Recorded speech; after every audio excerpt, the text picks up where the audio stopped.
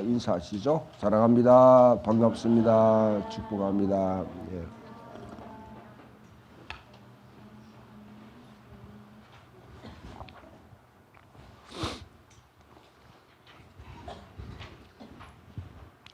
오늘이 2023년 첫 번째 주일이네요. 연도로는 네? 2024년도. 예. 그러나 이미 우리 교회 우리 신앙생활 리듬은 11월 마지막 주부터 시작되었습니다. 되었고요. 자, 오늘 사실 어제가 이제 1월 6일이 전통적으로 주현절이라 그렇게 해서 예수님께서 성탄절에 태어나시고 그 다음에 공중 앞에 자기 모습을 드러낸 날을 기념해서 주현절이라 그렇게 합니다. 주님이 세상에 나타나셨다. 그 모습을 드러내셨다. 그리고 오늘은 주현절 다음으로 첫 번째 주일인데, 그 다음 예수님의 생애 가운데 우리가 기념하는 것은 세례입니다. 예수님이 세례를 받으셨다. 예수님의 세례 장면은 각 복음서들이 다양하게 그렇게 정언하고 있는데, 특히 이번 이는 마가복음에 있는 내용을 가지고 함께 살펴보고 있습니다. 예수님이 왜 세례를 받으셨는가? 하나님이신 분이 세례를 받는다. 우리 전통적으로 생각하게 되면 예수님은 하나님이시잖아요. 성부, 성자, 성령 하나님, 삼위일체 하나님에 속하신 분인데 그분이 세례를 받는다? 사실은 조금은 난해하죠. 우리가 흔히 쓰는 말로 거시기하죠. 거시기하죠. 이걸 잘 파악해야지. 그러면 그리스도의 세례는 무엇인가까지, 우리가 받은 세례는 무엇인가, 그까지 이어질 수 있습니다. 많은 그리스도인들이 세례를 받지만은 한국 교회뿐 아니라 물론 밖에 있는 교회들은 제가 우리 잘 모르지만은 소위 말하면 막 세례를 주는 것 같아요. 군에 가서도 막 세례 주고 그렇게 하는데, 저는 그게 결국은 기독교의 이 우리 그리스도인으로 우리 정체성 자체가 망가지는, 이게 거의 뭐냐면 구별되지 않는 정체성을 가지게 하는 하나의 원인이 될 수 있다. 그렇게 생각합니다. 그래서 초대교회부터 비롯해서 지금도 우리가 옆에 이제 있는 가톨릭 교회는 로마 가톨릭 비난하고 하지만은 영세를 줄 때 6개월간의 견진 세례를 견진 성사라고 그렇게 하죠. 훈련을 받고 신앙 고백하고, 그 다음에 이 사람의 신앙생활을 충분히 정언할 수 있는 정인들이 있고, 또 대모 아니면 대부가 있어서 자기가 책임지게 자기 이름으로 우리 공동체 안에 공식적으로 가입하는데 내가 신앙을 책임지겠다 하는 사람이 분명히 있습니다. 이런 엄격함 속에서 그렇게 주어지기 때문에 아무튼 여러분이 이미 세례를 다 받으셨죠? 걸락이 세례 받았지? 네. 받았지. 명우이 놈은 얼마 안 한다. 다 세례를 받았을 텐데, 여러분 세례의 의미를 다시 한 번 더 이렇게 살펴볼 때 예수님이 받은 세례가 바로 내가 받은 세례와 같이 연결된다. 예수님이 마지막 야고보와 예루살렘에 올라갔을 때 야고보와 또 요한이 와서 자기가 가게 되면 보좌의 오른편 왼편에 앉혀주소서 하고 그렇게 부탁했을 때에 예수님이 너희가 내가 받을 세례를 받을 수 있느냐? 너희가 내가 받은 세례를 너희가 받을 수 있느냐? 그렇게 말씀하셨습니다. 많은 사람이 이걸 성령 세례 이런 식으로 그렇게 해서 마치 막 방언이 임하고 어떤 그 예언도 하고 병 고치는 은사가 있는 그런 성령 세례로 자꾸 오해하는데 이는 아주 그냥 길을 잘못 드는 것이죠. 나중에 사도행 19장의 성령의 세례가 무엇인지 우리에게 또 말씀을 합니다만은 1차적으로 자 우리 예수님이 오셨을 때에 여기 묘사하는 걸 보게 되면 그 9절, 10절, 11절 갈릴리 나사렛부터 와서 요단강에서 요한에게 세례를 받으시고 물 위에 올라오실 때 하늘이 갈라지고 성령이 비둘기같이 자기에게 내려오심을 보시더니 하늘로부터 소리가 나서 너는 내 사랑 아들이라 내가 너를 기뻐하노라 이렇게 선포합니다. 여기에 중요한 하나의 이제 우리가 생각해야 될 그 물이 무엇인지 또 이 하늘이 갈라졌다. 대저 하늘 가르고 임하소서. 그 성령이 비둘기 같이 내렸다. 왜 비둘기 같은 성령일까? 비둘기 좋아요, 여러분들? 평화의 상징이죠. 그런데 왜 안 좋아요?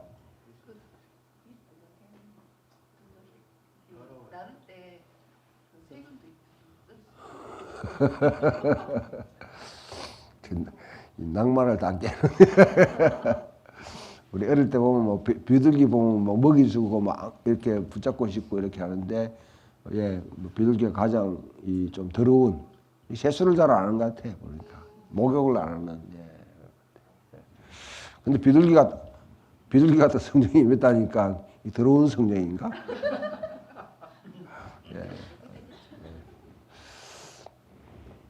그 다음에 중요한 거는 여기 소리. 하늘로부터 소리가 들렸다. 하늘로부터 소리 들렸다. 자, 1차적으로 첫 번째요, 여러분들.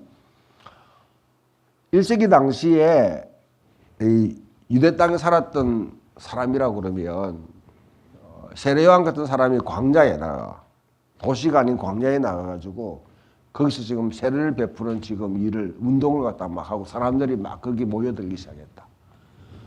하게 되면 우리는 대개 보면 와 종교적인 부흥이 일어났다. 굉장히 영적 부흥이 일어났다. 막 그렇게 생각할 수 있겠지만은 1세기 당시 유대인들의 생각에는 이거는 분명히 정치적인 행동입니다. 뭘 소환시키느냐면 옛날 옛적에 이스라엘 백성들이 자기 정체성의 아주 근본으로 삼고 있는 출애굽 사건을 염두에 두고 있는 거죠. 고린도서 10장에 보게 되면 사도 바울은 이스라엘 백성들이 홍해에 들어갔다가 나온 걸 갖다 세례받는 걸로 표현해요. 세례를 받았다. 전통적으로 물은요, 성경에서 물은 큰 물 있잖아요. 많은 물. 이 물은 하나님 백성을 대적하는 흑암의 세력입니다. 그걸 상징합니다. 그래서 요한계시록에 보게 되면 새하늘과 새 땅에는 바다가 없습니다. 물 좋아하시는 분들 죄송합니다. 바다가 없습니다. 그거는 하나의 이제 상징적인 표현이죠. 하나님을 대적하는 세력이 더 이상 없다 하는 그런 표현이죠. 이런 걸 이제 염두에 두게 되면 아무튼 예수님이 세례 요한이 베푸는 요단강에서 베푸는 그러니까 홍해와 요단강 거치면서 약속의 땅에 들어가는 그 퍼포먼스 가운데 요단강에서 이제 이런 일을 했을 때 세례 요한은 이와 같이 새로운 출애굽을 준비하는 자구나. 그럼 세례 요한의 정체성은 뭐냐? 성경에 이사야서 40장과 그 다음에 말라기 3장에 3, 4장에 세례 요한과 같은 인물을 지금 예언하고 있는데요. 엘리야가 와야지 그 다음에 마지막 메시아가 오신다 하는 이 개념입니다.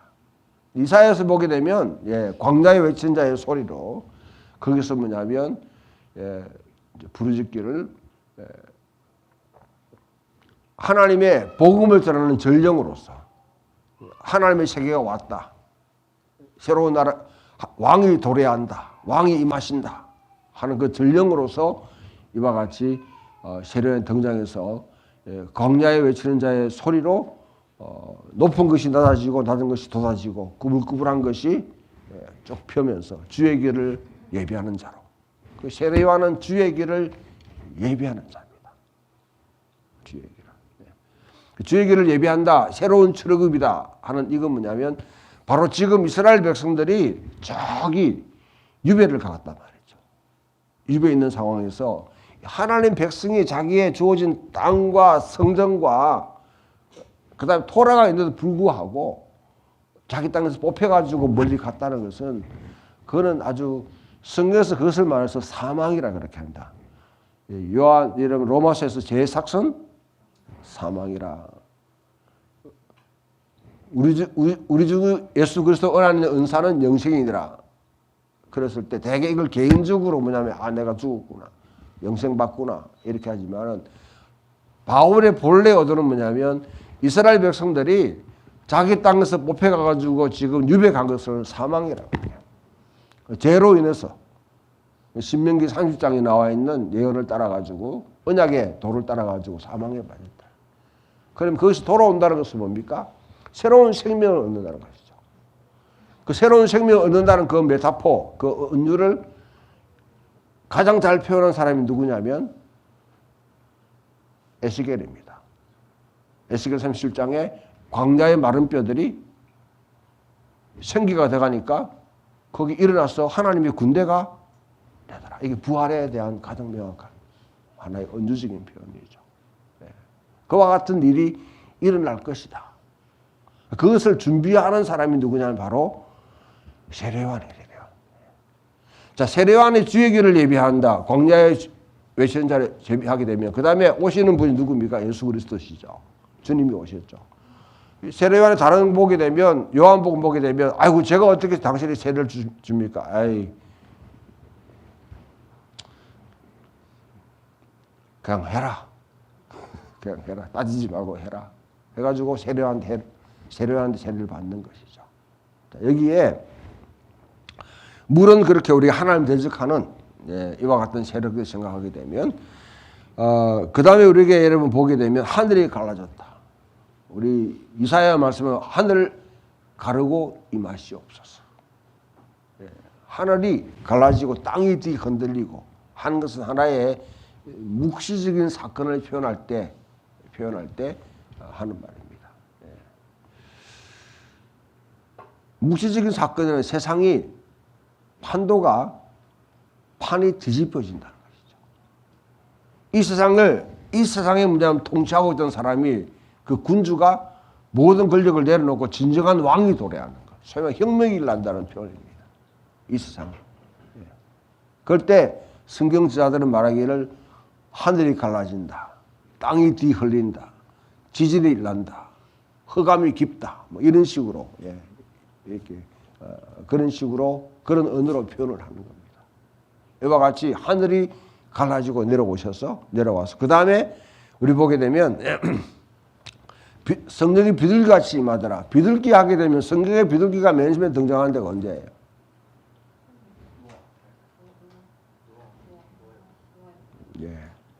그것을 지금 소환하는 거죠.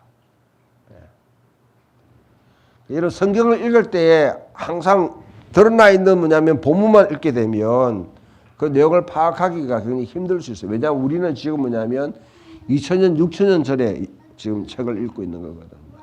그 밑에 지금 배음, 반영돼 가지고 메아리 치고 있는 이걸 들을 수 있어야 돼요, 같이 들을 수 있어야 됩니다. 우리 가수들이 노래를 부를 때도 보면 제가 잘 모르지만은 아무튼 그 멜로디만 치는 건 아니죠. 화음을 치잖아요. 현주사님 맞나요? 코드를 치요, 코드. 코드라는 화음을 치는 것이죠. 그죠? 그러면 노래 부르는 멜로디만 치는 것이 아니라 그 밑에 있는 다른 소위 말하는 베이스, 뭐 이렇게 알토, 또 뭐지? 테너와 같은 이런 음성들이 밑에 쭉 깔려 나온단 말이죠. 이제 음악에 감각이 있는 사람은 그것까지 다 듣는 거죠. 들을 수 있는 거죠. 그러나 없는 사람들은, 거기 없는 사람은 노래 부르는 사람의 그냥 가사 아니면 노래만 그냥 듣고 그렇게 하지만 그 밑에 깔려있는 이 배음을 들을 수 있어야지 이 음악이 조화 가운데 딱 드러나게 돼 있는데, 성경은 항상 이와 같이 신약의 성경, 예수님도 그렇고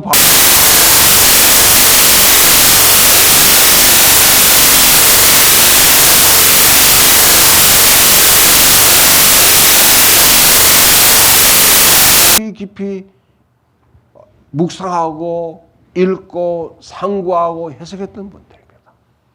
예수님의 어느 날 바울의 어느 데에는 다 구약이 다 걸려 있습니다.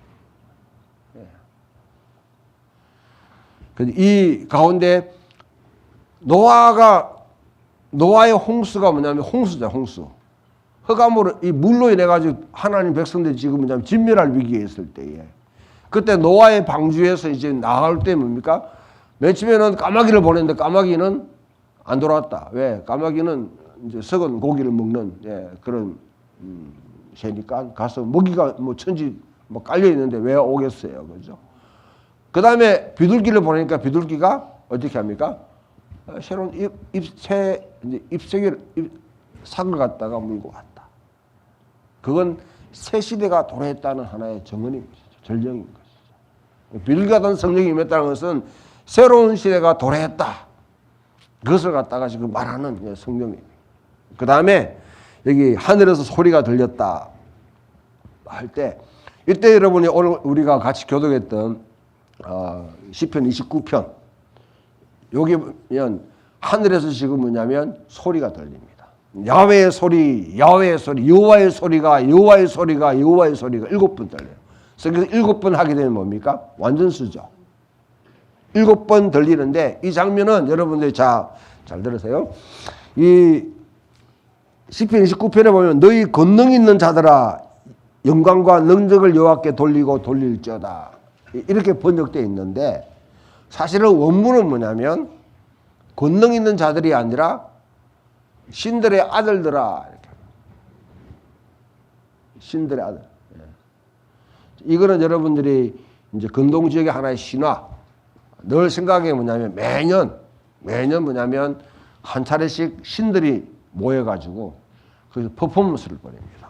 누가 진짜 이제 전능한 능력이 있는 소위 왕이냐, 이거냐. 소위 금메달 큰 퍼포먼스를 하는 거죠. 그 퍼포먼스가 벌어졌던 곳이 어디냐면 여러분 성경에 읽으면 헐몬산이라고요.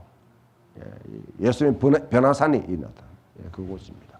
신들이 쫙 자정한 가운데 지금 뭐냐면 마지막 야훼 하나님이 퍼포먼스를 벌였는데 이 장면이 이겁니다. 저기 지중해에서 소용돌이가 와 폭풍우가 확 쏟아 올라가지고 그 폭풍우가 쫙 오면서 뭐냐면 레바논에 뭐냐면 그 백항목이 자랑스럽잖아요. 쫙 뻗어 있는 그걸 갖다 푹 몰아치니까 백항목들이 탁 나가 떨어지는 거예요. 잎사귀 떨어지고.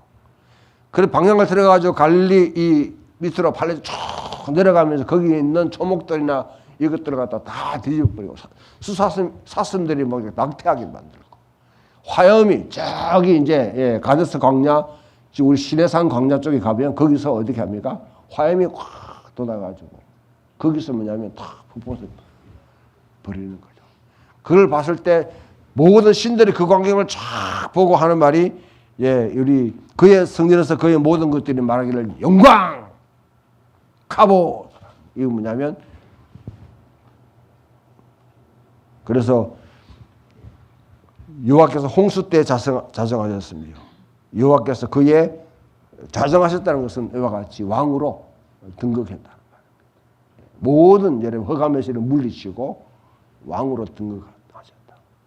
바로 그 야훼의 소리가 그 바콜이라 그래요. 그 소리가 지금 하늘에서 들리는 겁니다. 들릴 때 그 음성 자체가 이는 내 사랑 아들이요 내가 기뻐하는 자라. 요건 두 가지 말씀이 함께 결합되어 있는 흔히 그 당시에 이제 이 성경 저자들은 항상 성경과 성경을 연결해 가지고 이와 같이 다 함축해서 표현한 이는 내 사랑 아들로 내가 기뻐하는 자라. 그냥 읽게 되면 하나님이 예수님을 참 사랑했구나.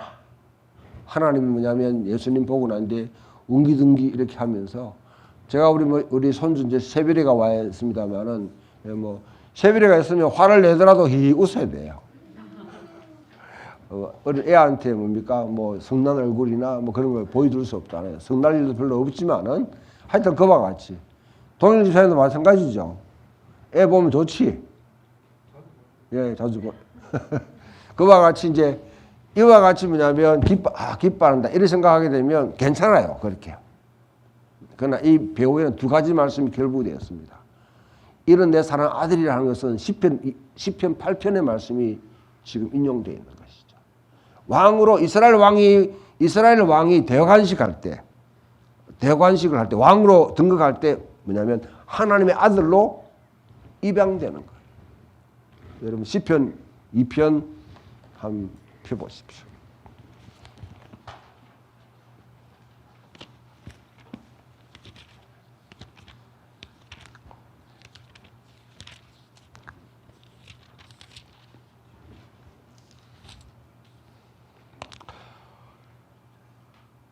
자, 이제 7절, 8절 같이 한번 읽읍시다. 시작. 내가 여호와의 명령을 전하노라. 여호와께서 내게 이르시되 너는 내 아들이라. 오늘 내가 너를 낳았도다. 내게 구하라. 내가 이방 나라를 내 유업으로 주리니 내 소유가 땅 끝까지 이르리로다. 자, 여기에 보게 되면 6절에 내가 나의 왕을 내 거룩한 산 시온에 세웠다. 시온에 나의 왕을 세워놓고 그에게 뭐냐면 너는 내 사랑 아들 내가 너를 낳았다. 입양을 했다는 거예요. 왕 하나님의 아들로. 그리고 세상 모든 것을 내게 유업으로 주리라. 이건 아브라함의 약속했던 그 약속을 지금 이 왕이 시행하는 자로 그렇게 세웠다는 것입니다. 항상 여러분 이스라엘 먹고 살기 위해서 아니면 자기 나름대로 번성하고 잘 살기 위해서 세움받은 거 아닙니다. 지금 여러분 팔레스타인에 벌어지고 있는 이 네타냐후와 같은 저는 사탄의 짓이에요. 아주 저거는 여러분 성경이 말하는 이스라엘이 아닙니다. 랍비들도 그렇게 생각해요. 전통 유대교는 지금 이스라엘 정부는 저거는 아주 KKK 막 미국에서 백인 테러 하고 있던 그와 똑같은 정부다. 그렇게 비난합니다. 저렇게 살육을 하고 아주 그냥 여러분 그냥 이데올로기에 시온주의라는 이데올로기에 잡혀 있는 아주 여러분 악성 종류와 같은 인간들입니다. 마당에 이스라엘에 세워진 건요 근본적인 목적은 뭐냐면 이스라엘의 모습을 보고 세상 사람들이 야훼 하나님은 위대하신 분이구나, 전능하신 분이구나, 그분은 창조주이고 구세주구나 하는 것을 알고 그들 일방이 죽기로 돌아오도록 하기 위해서 세움받은 것이 바로 이스라엘입니다. 그것을 열방의 빛이다, 이방의 빛이라는 말이 바로 그 말이죠. 열방을 비추는 빛으로서 시험받았던 이스라엘이 지금 이스라엘 보면 막 학살을 하잖아요. 쫓아내려고 그렇게 하잖아요.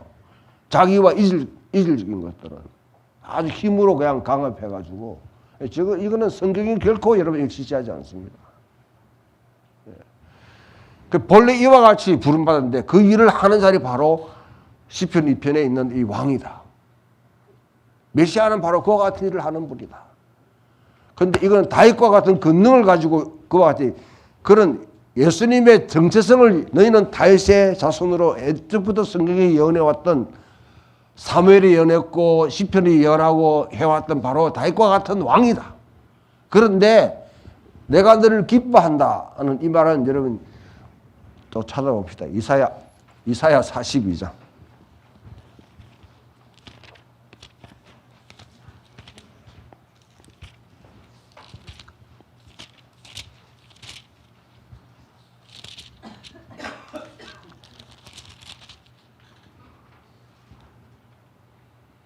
(42절) 1절입니다. 시작. 내가 붙드는 나의 종, 내 마음을 기뻐하는 자, 곧 내가 택한 사람을 보라. 내가 나의 영을 그에게 주어선정 그가 이방의 정의를 베풀리라. 여기는 종이에요, 종. 소위 에베드 야훼라고 해서 고난받는 종입니다. 고난받는. 그런데 이거는 사명이에요, 사명. 이는 내 사랑 아들이라 하는 정체성을, 신원을 이야기하는 거예요. 아이덴티티를 이야기하는 것이고요.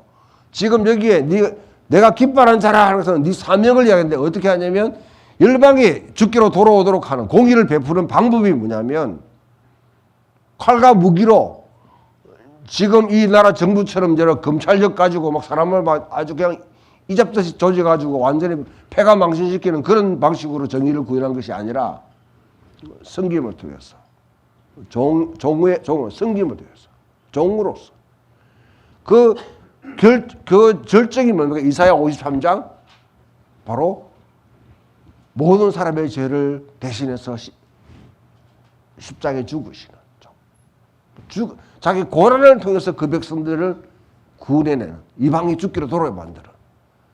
그러니까 자 여기가 딱 저를 보세요. 동전이 있는데 동전이 한 면만 있으면 그거는 짝퉁이죠, 짝퉁. 양쪽이 다 있어야 되죠. 영어야 맞지, 그제? 양쪽이 있어야 돼. 안 돼, 그래. 자, 한쪽에는 신부는 뭐냐면 다윗과 같은 왕인데 군사를 갖고 사람들을 갖다 이와 같이 이방을 물리치는 그런 신분인데 방법은 뭐냐면 섬김을 통해서 고난을 통해서 이 일을 수행해야 되는 것이죠. 이 세례를 이해하지 못하면 예수님을 이해하지 못합니다. 수많은 사람들이 오해하는 것은 예수님을 그와 같이 한쪽에는 마치 권능 있는 분으로 막 생각하는 분이 있어요. 어떤 사람은 그냥 섬기는 분으로만 생각하는 분이 있어요. 흔히 교회에서 잘못 알고 있는 여러분 이 개념 중에 한계가 하나님은 정의의 하나님이신데 하나님께서 이 인간이 뭐냐면 죄를 지었기 때문에 막 벌을 간데 사랑의 하나님으로서 정의의 하나님과 사랑의 하나님 이게 서로 매치가 안 되는 거죠. 그래 어떤 데는 왜 정의의 하나님이 일을 안 하셔? 이렇게 하다가 또 너무 막 하나님께서 막 악인들을 물리치고 막 때로는 뭡니까 막 이렇게 자연재해가 막 일어나고 이렇게 되면 하나님의 사랑의 하나님인데 이래가지고 항상 동전의 한 면만 강조하게 되었어요. 그러나 여러분 성경 문화에서는 정의와 사랑은 동전의 양면 똑같이 같이 사용됩니다.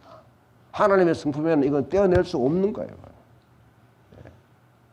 이와 같이 세례를 이해하지 못하면 내가 신분은 우리가 그리스도인입니다. 왕인데 하는 방법은 뭐냐면 섬김을 통해서 고난을 통해서 그 백성의 죄를 사하고 열방이 주께로 돌아오게 하는 그런 문을 여는 사역을 해라는 것이죠.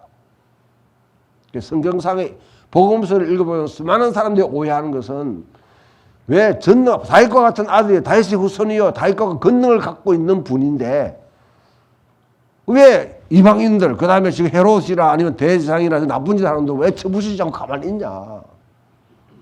심지어 제자들조차도 예루살렘에 올라갔을 때 어떻게 합니까? 당신이 왕으로 임하시면 우리가 권능의 자리에 우리를 앉혀달라고 그렇게 말하. 베드로 같은 사람은 십자가에 죽는다고 하는데 그렇게 하면 안 됩니다 하는 이유가 바로 이걸 오해하고 있는 것이죠. 예수님은 철저하게 세례 때 받았던 이 소명, 자기의 정체성과 이 소명을 가지고 끝까지 살았고 그 증거가 여러 보게 되면 곳곳에 나타나는데요. 변화산에 올라갔을 때 모세와 엘리야가 나와가지고 그때 뭐냐면 하늘에서 음성이 쭉 들리잖아요. 들릴 때 베드로가 보고 뭐 한장해가지고 어떻게 해보면 여기가 토막셋을 짓고 모세를 위해서 엘리야를 위해서 주를 위해서 짓자이다. 이게 그리스도인이 갖고 있는 아주 지독한 이 신드롬입니다. 병폐입니다. 은혜 받았던 자리에 계속 임하려고 하는 것이죠. 그걸 영광 속에 여러분 영광이라는 말도 너무너무 잘못 이해하고 있는데요. 영광은 어떤 자리냐? 하나님이 그 백성과 함께 하는 것을 영광이라 그렇게 합니다. 영광의 가장 적극한 표현이 뭡니까? 성전이죠. 지성소에 주님이 그의 백성과 함께 거하신다. 그게 가장 영광입니다. 요한복음을 읽어보면 영광할 때 영광을 받으실 때가 아직 이르지 않았습니다. 요한복음 이런 말씀이 나와요. 요한복음이 말하는 영광을 받으실 때, 예수님이 영광을 받으실 때가 언제냐? 예수님도 아직 내가 영광을 받지, 나를 영화롭게 하고 없었어. 나를 갖다가 아직 그때가 영광의 때가 이르지 않았다. 요한복음으로 하면 영광을 받는 자리가 어떤 자리냐면 십자가를 달리는 자리예요. 처절하게 십자가를 그 고난과 순환을 당하는 그 자리가 바로 영광의 자리입니다. 수많은 그래서 영광하게 되면 뭐가 여러분 뒤에 막 후광이 확 비쳐가지고 빛나고 하늘이 막 금식으로 칠해지고 이런 걸 갖다 영광을 생각하는데 철저하게 여러분 그건 잘못 이해하고 있는 거죠. 이 땅에 고난받는 자와 함께하는 그 자리가 바로 진정한 영광의 자리입니다. 여러분 원래 우리 성탄절 예배 드릴 때에 여기 있는 전세 사기 피해자들과 함께 그 고난받는 자가 예배를 드렸잖아요. 이전에 다른 여러분 성탄절은 화려한 추리나 아니면 다른 여러분 장식 속에서 그와 같이 아름다운 찬양을 하고 그와 같이 주님을 찬양하지만은 그 자리가 영광의 자리가 아니라 진짜 고난받는 벌벌 떨며 떠는 그 자리에 고난받는 자들과 함께하는 그 자리가 진짜 영광의 자리예요. 그것을 볼 수 있는 눈이 우리에게 열려야 되는 겁니다. 자, 그 다음에 여러분 예수님이 성전에 올라갔습니다. 성전에 가가지고 기구를 갖다가 막 뒤집고 막 했죠. 많은 사람들이 그걸 성경 청결 사건이라 그렇게 하는데 예수님은 청소부로 오신 분이 아니에요. 그는 소위 말하면 예언자적인 소동입니다. 소동. 난동을 부리신 거예요. 왜 성전에 여러분 예수님 난동 부리셨냐? 아무튼 여러분 그걸 갖다 하고 난 뒤에 나니까 그 다음날 대제사장과 이제 산헤드린 대표를 보내가지고 묻습니다. 그래서 네가 무슨 권리로 이런 일을 행하느냐? 도대체 네가 무엇에 시위 가지고 이런 짓을 하느냐? 그렇게 물어요. 물었을 때 예수님이 역질문을 합니다. 그 대답을 하지 않고. 그럼 내한테 이걸 대답하면 내가 네한테 말하겠다. 요한의 세례가 하늘로부터냐 땅으로부터냐. 간단한 말이지만은 이거는 굉장히 의미심장한 말입니다. 예수님은 뭐냐면 그러니까 그 사람들 하늘로부터라고 그러면 왜 너가 요한을 믿지 않았느냐 할 거고요. 땅으로부터라면 사람은 모욕하는 거기 때문에 이제 돌을 들고 선지자를 모욕하기 때문에 돌로 쳐 죽임 받을 수 있다. 그러니까 대답 안 한다니까 나도 대답 안 해 하고 물러섰어요. 근데 그 자리에 임한 건 뭐냐면 내가 지금까지 해왔던 모든 일들 이 사역은 요한의 세례 때 들려온 그 음성에 근거하고 있다는 것이죠. 이는 내 사랑 아들이요 내가 기뻐하는 사람. 자, 주님이 그와 같이 앞에 말하신 너희가 내가 받을 세례를 받을 수 있느냐 했을 때 예수가 똑같이 요한에 가가지고 요단강 가가지고 세례를 받으라는 건 아닙니다. 제가 30년 전에 40년 전이니까 90년 되니까 지금 몇 년도에 30년 전이죠. 그때 그 예루살렘에 갔을 때 그 이스라엘 갔을 때 그 일본에 있는 그 특정 종파인데요. 이 사람들은 세례는 어디서 받아야 되냐? 요단강에서 받아야 된다고. 해가 비행기 타고 가지고 세례를 받고 그 사람들이 완전 모여가 갈릴리에서 찬양을 막 하고 있더라고요. 보면 일본 사람들이. 내가 보고 야 대단하다. 우리 여러분 세례 받는데 요단강 갑시다. 비행기값 많아서 하게 되면 좀 곤란하겠죠. 예. 그 당시에는 일본이 잘 살았어요. 잘 살았어요. 그와 같이 하라는 건 아니에요. 똑같이. 물론 여러분 그거 하는 것 자체가 우리 비난할 필요 없지만은 그 정도로 열심을 갖고 있으면 괜찮아요. 괜찮지만은. 예. 자, 너희가 내가 받을 세례를 받을 수 있느냐? 그렇게 했단 말이죠. 그는 너희가 내가 받은 소명과 내가 받은 이 사명을 실히 감당할 준비가 되어 있느냐. 사도행전 19장을 읽어보게 되면 바울이 이제 선교사역 가운데 에베소에 이르렀을 때 에베소에 누가 다녀갔냐? 아볼로라는 사람이 알렉산드리아 출신의 아볼로가 뭐냐면 다녀갔는데 너희가 세례 받을 때 성령을 받았냐? 성령은 듣도 보도 모르는데요. 아볼로는 뭐냐면 요한의 세례만 알았는 것이죠. 요한의 세례는 뭡니까? 물로 세례 받는 거예요. 오늘날 보게 되면 여러분 성경에 보게 되면 지금 세례라는 거기에 또 이렇게 각주가 달려가지고 밑에 침례 이렇게 해놨어요. 그거는 침례. 침례냐 세례냐 따지는 사람들은 다 지금 뭐냐면 형식적인 요한의 세례에만 머무르고 있는 사람입니다. 진짜 세례는 뭐냐? 성령을 받을 때 하나님, 예수님의 세례를 받을 때 하늘로부터 음성이 들렸다. 비둘기 같은 성령이 임했다. 성령이 임하는 성령이. 성령이 임하면 성령이 임한 사람에게 반드시 나타나는 증거가 있습니다. 그것은 내 신분이 변했다. 내 신분. 죄와 허물로 죽었던 내가 옛사람은 지나갔고 허물과 죄의 유혹에 빠져서 거기서 달려 살아가는 그 삶은 그 옛사람은 지나갔고 내가 의와 평강으로 지어받은 새 사람을 입었다. 할렐루야. 여러분 우리는 겹치가 있는데요. 많은 사람들이 구원이 무엇이냐 영생이 무엇이냐 여기에 대해서 아주 애매모호하게 가장 여러분 이건 잘못된 것은 예수 믿고 죽으면 천국 간다는 생각. 이 세상을 어디 도피하려고 하는 생각. 이거는 철저하게 잘못된 생각입니다. 우리는 두 시대에 지금 겹쳐 살고 있어요. 여전히 아담의 죄가 지배하고 있는 이 세대 속에 우리가 육을 입고 있지만은 그러나 우리 예수를 믿을 때 우리는 뭐냐 어디에? 하나님의 통치하는 데 가는 겁니다. 의와 평강으로 지어받는 새 시대에 들어갔습니다. 내 속에는 내 시대와 새 시대가 함께 중첩해서 있어요. 이미 우리는 그리스도 안에서 세례를 받을 때 새로운 시대에 새로운 세상, 새로운 시대에 우리는 들어갔다. 그러면 우리는 뭡니까? 이 땅에 새로운 백성으로 하나님의 백성으로 살아야 되는 것이죠. 살아야 돼요. 내 육은 날 후패지만 내 속은 날로 새롭도다.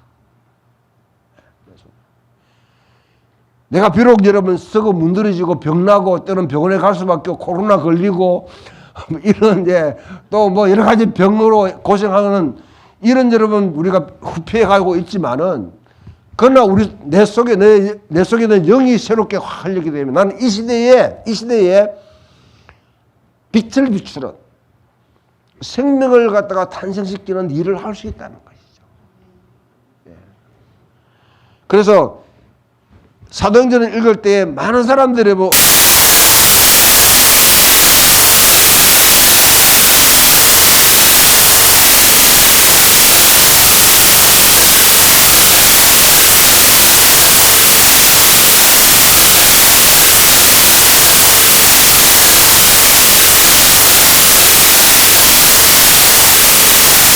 열둘은 무엇을 상징합니까? 12지파, 12사도, 열둘은 뭘 상징해요? 이스라엘을 상징해요. 이스라엘. 자, 이제 물어봅시다. 이스라엘이 아브라함을 통해서 하나님이 이스라엘을 갖다가 구별해서 세우신 이유가 뭡니까? 왜 하나님께서 모든 민족 가운데 아브라함을 통해서 이스라엘이라는 민족을 창조하셨어요? 하나님 백성을 창조한 이유가 무엇입니까? 이스라엘이 잘나서 유대인이 특별해서 DNA가 좋아서 노벨상 많이 받게 하기 위해서 그러니까 지금 유대인이 유대인답지 못하는 거예요. 아직도. 진정한 유대인은 누구냐면 예수 그리스도입니다. 진정한 이스라엘. 이스라엘을 왜 세우냐? 아담이 실패했기 때문에. 이스라엘은 창조에 대한 해결책입니다. 아담을 세워놨는데 아담이 죄를 범해가지고 그와 같이 엉망진창으로 만들어놨는데 그 대표적인 사건이 뭐냐면 바벨탑 사건이에요. 결정적인 사건. 모든 것을 끌어모아가지고 올리고요. 우리 막 올리는데 하여튼 자부심이 많잖아요, 보면. 예. 누가 올라가느냐. 예. 그러니까 바벨탑 사와가지고 거기 모든 자원을 다 끌어모은 자기가 이렇게 좌지우지하려고 하는 이 제국 같은 세계. 바벨탑이 그 세계입니다. 그 망가진 세계에 대한 해결책이 누구냐면 바로 아브라함이고, 아브라함 통해서 이스라엘을 세우신 것은 망가진 창조 세계를 하나님이 회복하고 해결하기 위해서. 그래서 이스라엘을 세우신 거예요. 그 여기 뭐냐면 성령을 받으니까 열둘이 되었다는 말은 진정한 이스라엘로서 열방을 비추는 빛이 되고, 열방이 진정한 하나님을 경외하게 되면 이 망가진 창조 세계가 지금 신음하고 있어요. 하나님의 아들들이 지금 나타나기를 지금 신음하고 있습니다. 탄식하고 있다. 로마 8장에 삼중적인 탄식이 들려오는데 피조물들이 탄식하고 하나님의 아들도 탄식하고 성령도 탄식하는 이 탄식 소리를 우리가 들을 수 있어요. 예.